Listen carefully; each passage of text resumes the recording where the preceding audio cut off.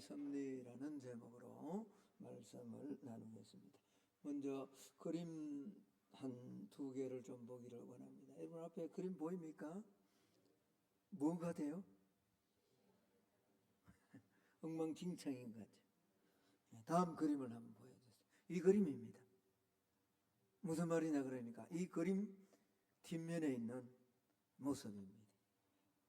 서양의 테피스트리라는 식물입니다. 앞에서 보니까 굉장히 화려하고 또 아름다운 그림이지만 뒷면, 먼저 보았던 뒷면을 보니까 실타래가 엉켜있고 매듭이 가득합니다. 뭐가 뭔지 전혀 알 수가 없습니다. 여러분, 우리 인생이 꼭 이와 같을 때가 많이 있습니다. 앞면만 보면 도무지 이해되지 않는 고통의 매듭들이 참 많죠. 오늘 우리가 살피는 이 본문의 주인공 요셉의 인생도 그렇습니다. 요셉이 창세기 37장의 인생이 시작해서 50장의 마지막에 이 장래하는 그 인생의 스토리를 보면 17살에 꿈을 꿉니다. 자, 이 꿈으로 말미암아 그의 인생은 실타래처럼 정말 많이 이렇게 얽히고 설켜서 풀 수가 없는 듯한 그런 인생의 모습을 보입니다. 채색옷이 지키고 구덩이에 던져지고 노예로 팔려가고 억울한 누명, 그것도 범죄 가운데 가장 저질적인 범죄인 강간범의 이 누명을 쓰고 옥에 갇히기까지 합니다. 요셉의 인생 뒷면은 상처투성이었다라는 거죠. 그러나 오늘 우리가 읽은 이 본문을 보면 자기를 팔고 또 자기의 인생이 그렇게 꼬였게 했던 그 형들을 만나고 난 다음에 그 모든 매듭을 뛰어넘어 위대한 고백을 합니다. 두 번이나 그런 고백을 합니다. 오늘 45장 5절 하반절과 7절 하반절에 보면 이런 고백을 합니다. 하나님이 나를 당신들보다 먼저 보내셨나이다. 당신들이 나를 미워해서 판 게 아니고, 그래서 내가 팔려간 것이 아니고 하나님께서 나를 당신들보다 먼저 보내신 것이다. 자, 오늘 이 말씀을 통해서 우리의 삶의 실타래를 쥐고 계신 하나님의 섭리를 세 가지 차원에서 좀 살펴보기를 원합니다. 첫 번째, 이 하나님의 섭리는 해석의 능력이다. 우리가 하나님의 섭리를 잘 이해하려고 하면 우리 삶에 일어나는 사건보다는 그 사건을 바라보고 해석할 수 있는 능력이 확대되어야 된다. 능력이 커져야 된다라는 겁니다.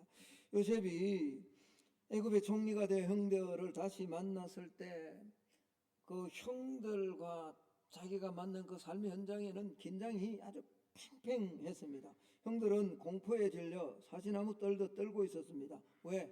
이제 우리가 죽었구나.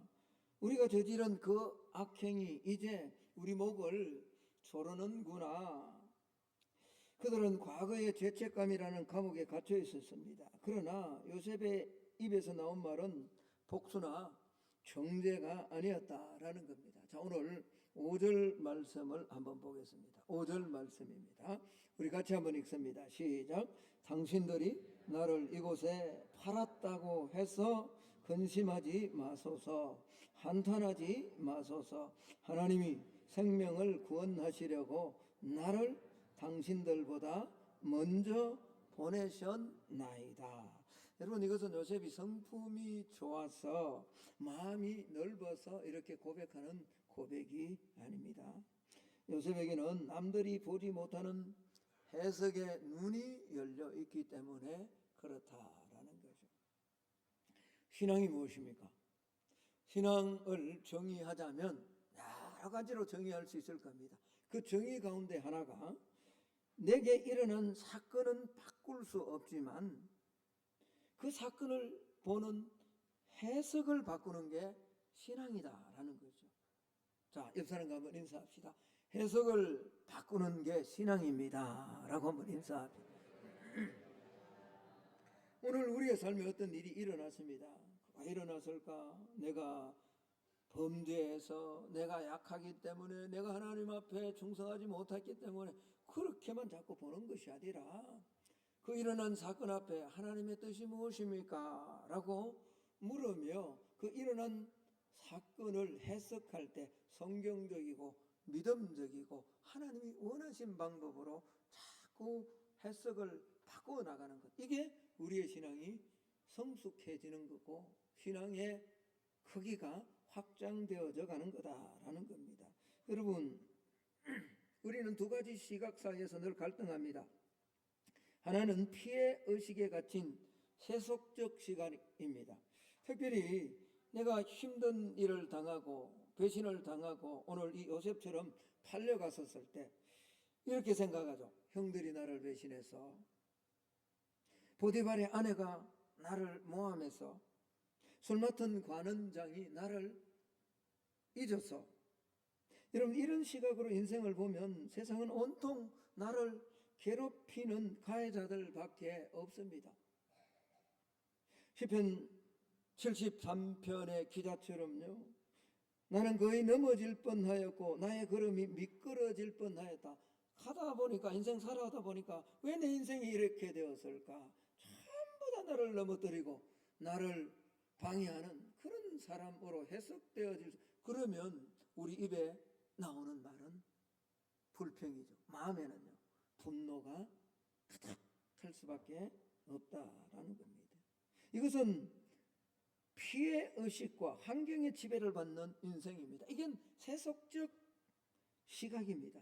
그러나 우리는 사명 의식을 깨닫는 섭리적 시각이 우리에게 필요하다라는 겁니다. 요셉은 사건 뒤에 계신 하나님의 손길을 보는 겁니다. 그래서 8절 앞부분 전반전을 한번 볼까요? 그런즉 나를 이리로 보낸 이는 당신들이 아니요, 누구라고요? 이게 쉽지 않잖아요. 이렇게 보는 사건, 이 사건을 이렇게 해석하는 게 이게 쉽지 않다고요. 여기에 신앙의 신비가 있는 겁니다. 형들이 팔은 것, 이건 팩트예요. 팩트. 이건 사실이죠. 보디발의 아내가 모함한 것, 그것도 팩트예요. 그리고 꿈을 해석해 주었는데 떡 맡은 관원장은 3일 만에 죽고 술 맡은 관원장은 복직되었어요. 그러면 신신당부했거든요.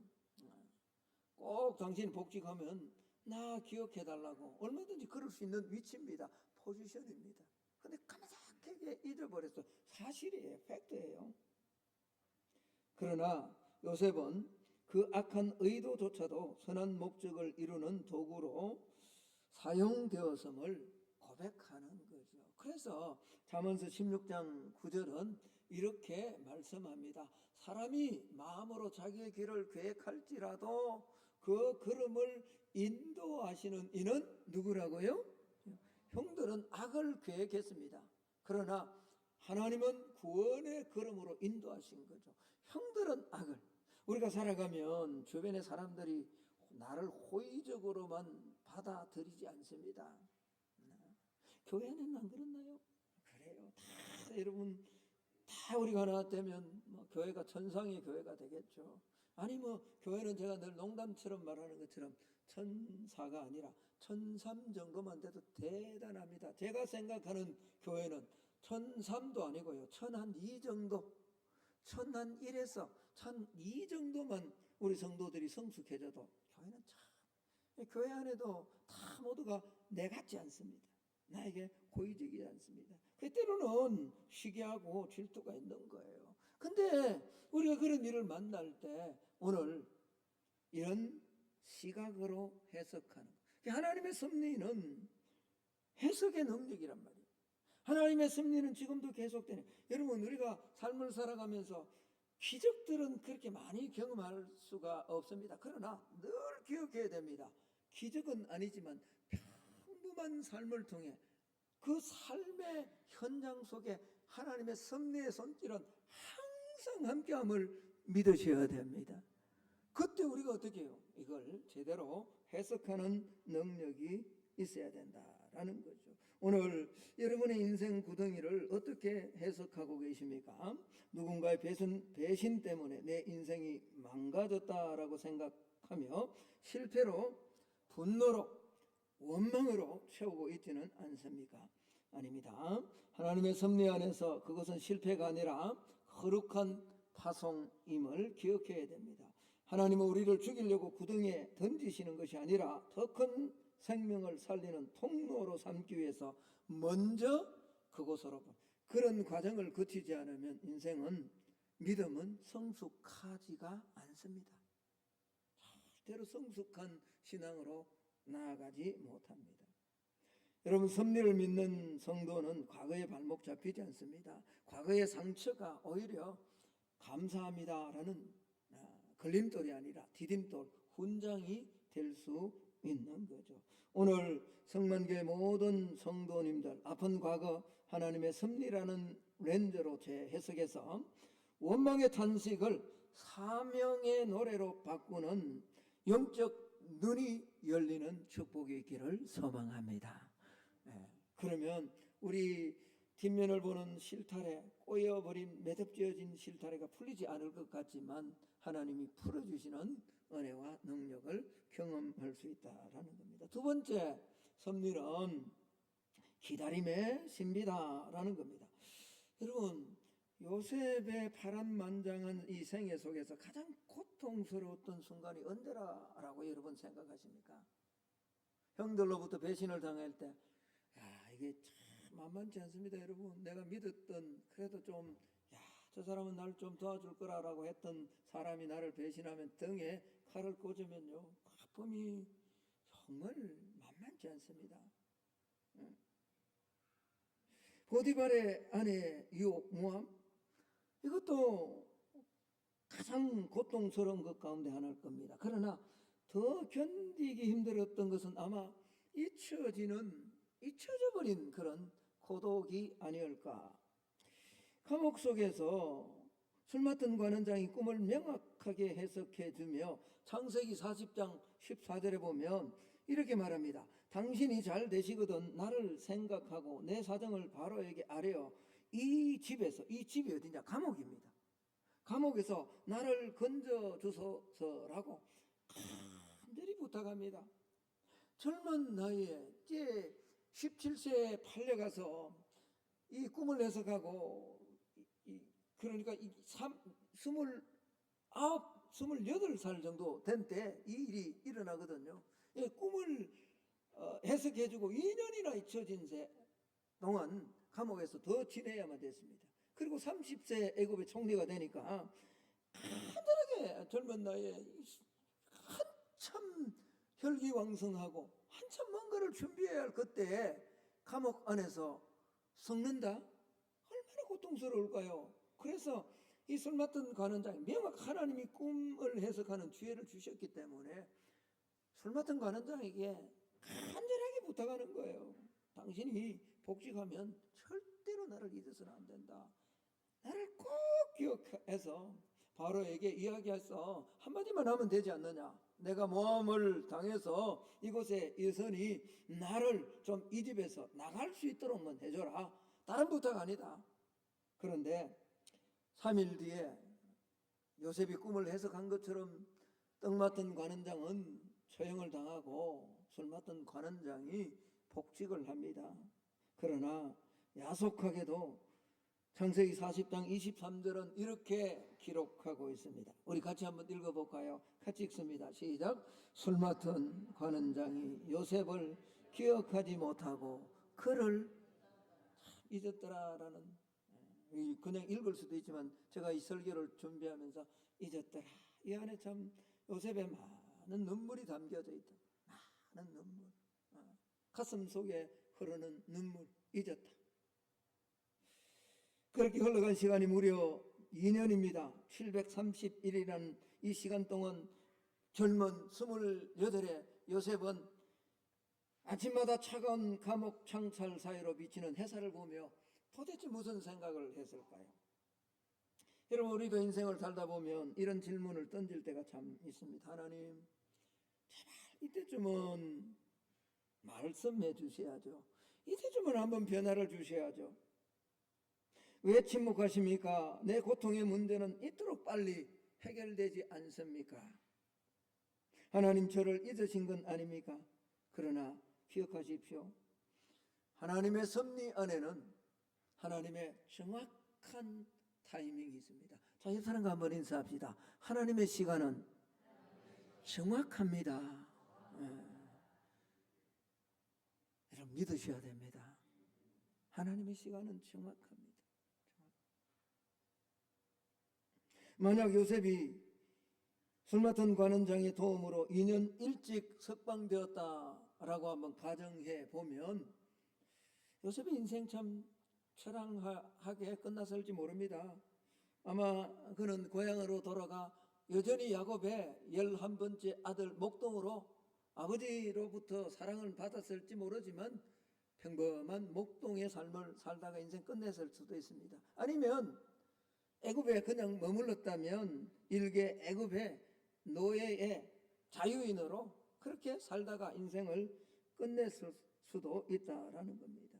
그러나 하나님은 바로가 아무도 풀 수 없는 그 꿈을 꾸는 그 절묘한 시간, 그게 하나님의 타이밍이에요. 요셉에게는 절치부심의 기나긴 오랜 시간이지만 기다림의 고통이었지만 하나님에게는 이 하나님의 섭리가 기다림의 신비였다라는 거예요. 요셉을 감옥이라는 안전장치 안에서 깎고 또 깎고 인내하면서 사람을 어떻게 대하고 총리가 되었을 때 어떤 모습으로 사람을 포용해야 될 것인가를 이해할 수 있는 자리로 요셉을 그 자리에 그냥 기다리게 하신 거죠. 하나님은 요셉을 단순히 감옥에서 꺼내주시는 분이 아니라 애굽의 통치자로 세우시기를 원하셨던 거예요. 거대한 목적을 위해 하나님은 기다림의 시간을 통해서 요셉의 내면을 빚어나가시는 거예요. 저도 아직 많이 부족합니다. 여전히 부족합니다. 그러나 정말 돌아보면 많이 빚어진 부분은 다른 게 아닙니다. 힘든 일이 있고 어려움이 있을 적마다 나와서 엎드리고 쉬어. 그때마다 조금씩 가치관도 바뀌고 세계관도 바뀌고 물질관도 바뀌고 인생관도 바뀌고 소망과 열정과 믿음도 조금씩 바뀌어가는 거죠. 이 신비로운 과정을요 시편 105편 19절은 이렇게 말씀합니다. 한번 보십시오. 곧 여호와의 말씀이 응할 때까지라. 그의 말씀이 그를 뭐 했다고요? 여호와의 말씀이 뭐 할 때까지? 응할 때까지. 그를 단순히 기다리게 한 것이 아니라 수동적 기다림이 아닙니다. 능동적 기다림입니다. 단련시키는 거죠. 단련. 기다림은 방치가 아니라 단련입니다. 하나님은 요셉의 혈기와 교만을 깎아내시고 한 민족을 품을 수 있는 인내라는 영적 근육을 키우셨다. 섭리의 하나님은요 우리가 얼마나 목적지에 빨리 도달하는가 거기에 관심이 없습니다. 우리는 나오면 그렇게 기도하잖아요. 대부분의 성도들이 이거 없애달라 저거 내 자녀 달다 여기에 목적이 있지만 하나님의 관심은 그렇지 않습니다. 과정 속에서 우리가 변화되기를 원하는 거예요. 어떤 사람으로 빚어지는가 여기에 하나님은 관심을 가지고 계신다라는 거예요. 그래서 베드로 후서 3장 9절은 우리에게 위로를 줍니다. 왜 하나님이 이렇게 빨리 임하지 않냐고. 같이 한번 읽어볼까요? 베드로후서 3장 9절 같이 읽습니다. 시작. 주의 약속은 어떤 이들이 더디다고 생각하는 같이 더딘 것이 아니라 오직 주께서는 너희를 대하여 더딘 게 아닙니다. 더딘 게 아닙니다. 하나님 우리를 참아주시는 거예요. 아멘 좀 하소. 여러분 혹시 지금도 기다림의 터널을 지나고 있습니까? 기도는 응답되지 않고 세상은 나를 잊은 것 같고 그래서 나는 내 친구는 나이가 들수록 막 잘 되는 것 같은데 나는 세상에 초라한 것 같습니까? 여러분 결코 그렇지 않습니다. 하나님은 가장 선하게 가장 좋은 것으로 이미 우리에게 주셨을 뿐만 아니라 이 땅에서 나그네 길을 잘 가도록 하나님께서 우리를 단련하고 빚어가시고 보호하시고 인도해 주시는 줄로 믿습니다.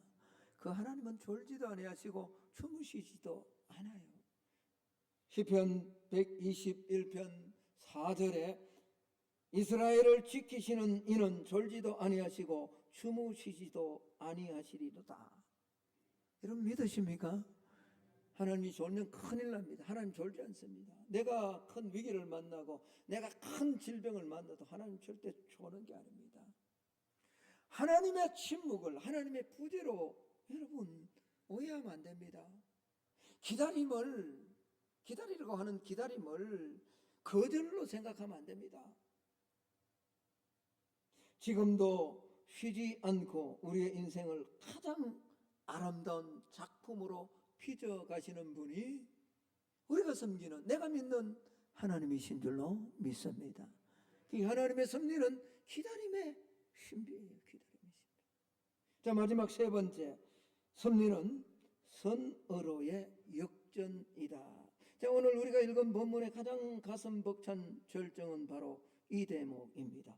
하나님이 5절에 하나님이 생명을 구원하시려고 나를 당신들보다 먼저 보내셨다.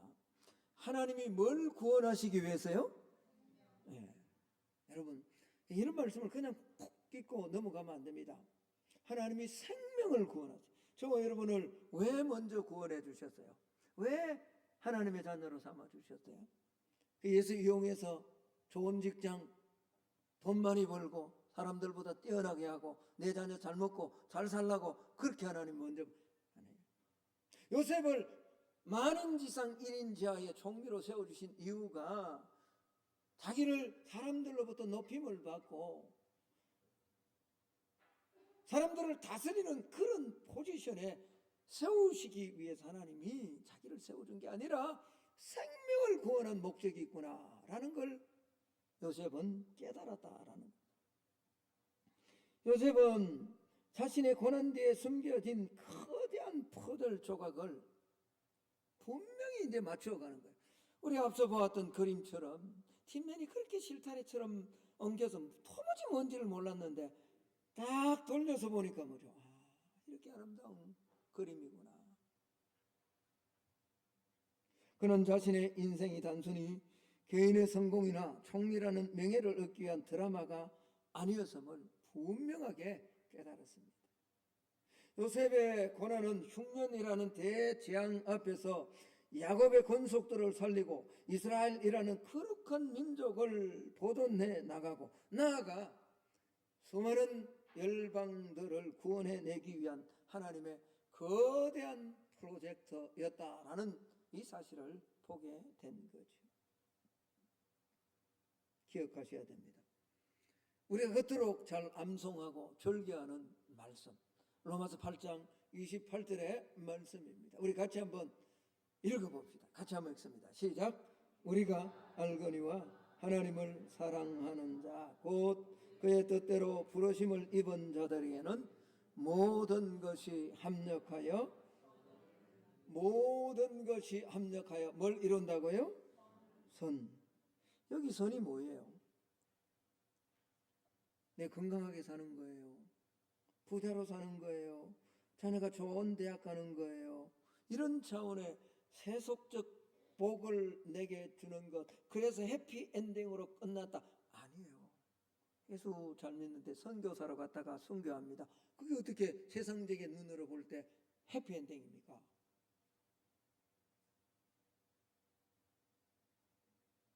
온 가족이 캄보디아에 가서 복음을 전하다가 교통사고를 만나서 겨우 아들인가요? 딸 하나만 겨우 살아났다.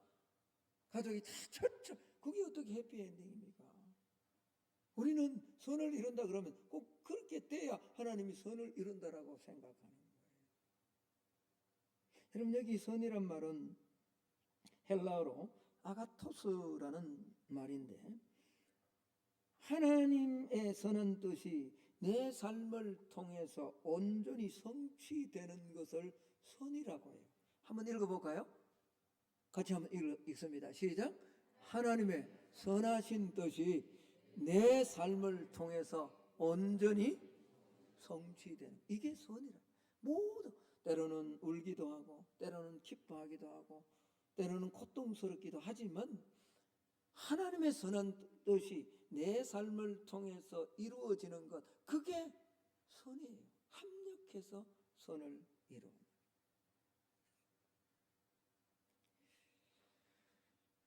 때로는 아픔도 때로는 눈물도 심지어는 실패의 선전도 하나님의 손에 붙들리면 믿지 않는 자들의 생명을 살리는 축복의 도구로 역전될 줄로 믿습니다.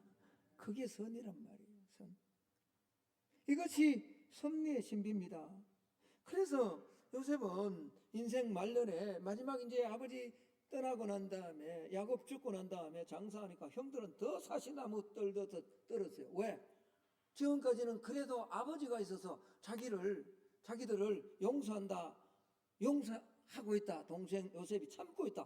이렇게 생각했는지 몰라요. 아니, 그렇게 실제로 생각했어요. 그러니까 아버지 죽고 난 다음에 이제 큰일 났다. 방패가 무너졌다라고 생각한 거예요.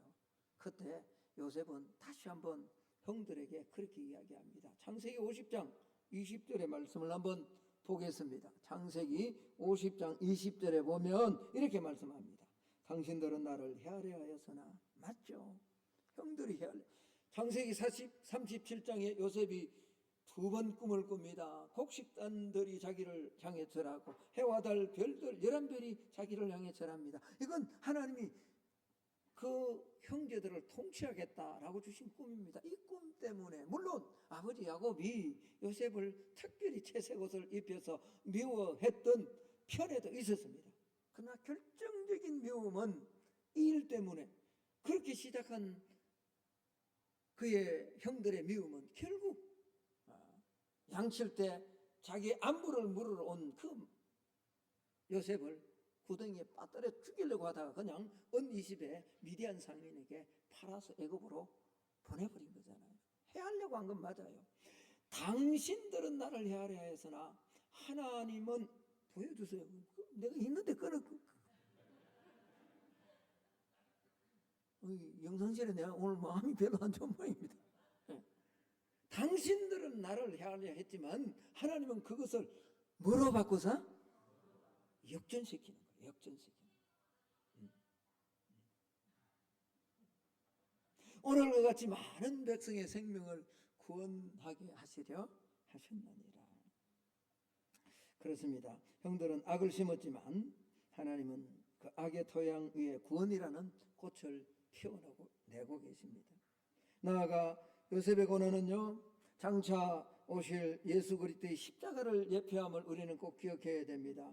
예수님께서 아무 죄 없이 미움을 받고 은 30에 팔리고 벗겨진 채, 우리는 십자가 하면 그렇게 옷을 걸쳐놓고 그렇게 전부 다 그런 십자가를 다 하니까 예수님이 그렇게 해서 돌아가신 것 같지만요, 과거에 십자가 할 때는 완전히 수치스럽게 다 바꿔버립니다. 상상하기 힘든 거죠. 다. 그리고는 창을 찔러서 그 십자가의 구덩이에 왜 예수님이 던져졌습니까? 바로 저와 여러분의 생명을 구원하시기 위함 아닙니까? 십자가라는 인류의 최대의 비극을 인류 최대의 성린 부활과 구원으로 역전시키신 분이 오늘 우리가 섬기는 하나님이신 줄로 믿습니다. 형들은, 세상은 우리를 계속 공격하고 우리를 구덩이로 밀어넣지만 그 악을 선으로 바꾸시는 분이 우리 하나님이심을 믿을 수 있기를 예수님 이름으로 축복합니다. 그게 하나님의 섭리예요. 섭리. 여러분, 오해를 하지 마세요. 이게 말씀의 결론을 맺어요. 오해를 하지 마세요. 그러면 잘 돼야죠. 또 자꾸 이렇게 예수 믿으면서 잘 돼, 내가 질병이 없어야죠. 아니에요.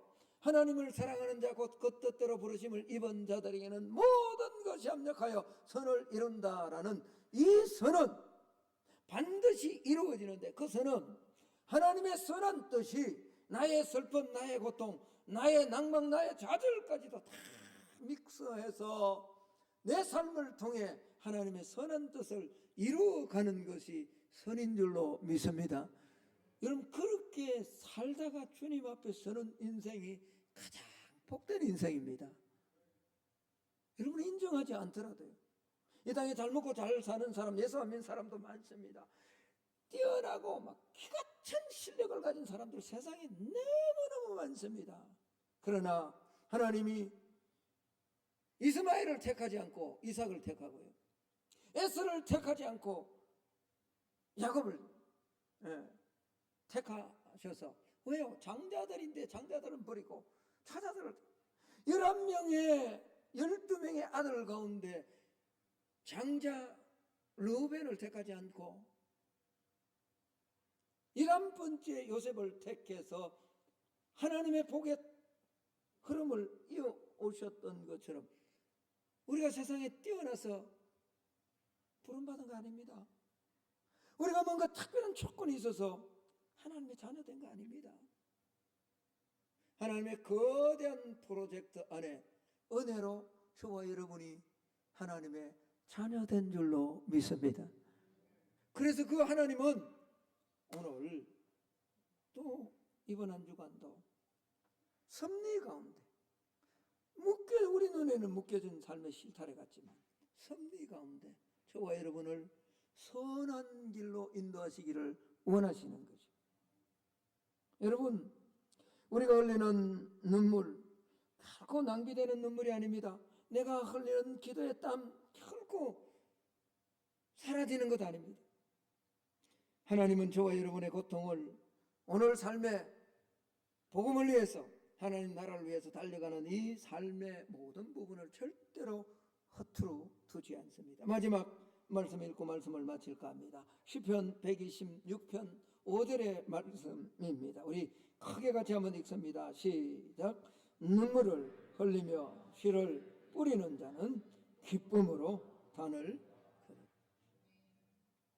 여러분의 아픔이 훗날 상처 입은 치유자가 되어서 또 다른 누군가를 살리는 생명의 양식이 되기를 축복합니다.